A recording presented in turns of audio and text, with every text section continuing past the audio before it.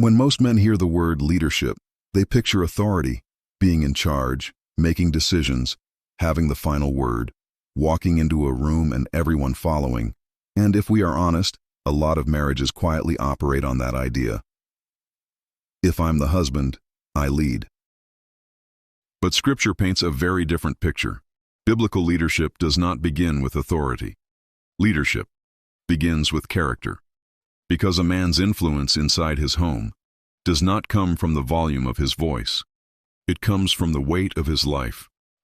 A husband can demand, he can insist, he can quote verses, he can remind everyone he is the leader.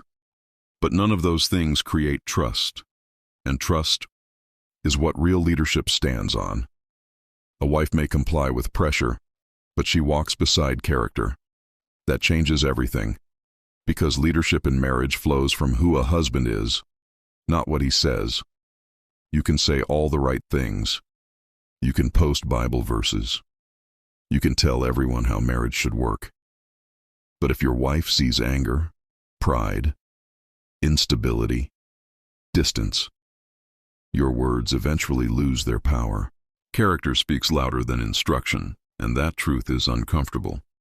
Because character is built quietly. Nobody applauds integrity. Nobody gives trophies for humility. Nobody notices steadiness until life gets difficult. But that is where leadership is formed. Think about this. Every husband sets the spiritual temperature of his home. Not perfectly, not alone, but powerfully. If he is peaceful, peace spreads. If he is angry, people feel it. If he is grounded, others breathe easier. If he walks closely with God, that influence reaches places words never will. Before a man can lead his marriage, he must become the kind of man worth following. And if we want to know what that looks like, we do not look to culture, we look to Christ, because Jesus is the clearest picture of leadership we have.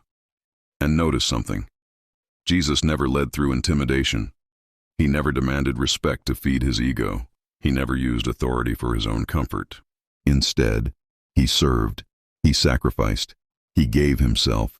That is why this verse is one of the hardest commands in the Bible. Ephesians 5:25. Husbands, love your wives just as Christ also loved the church and gave himself for her.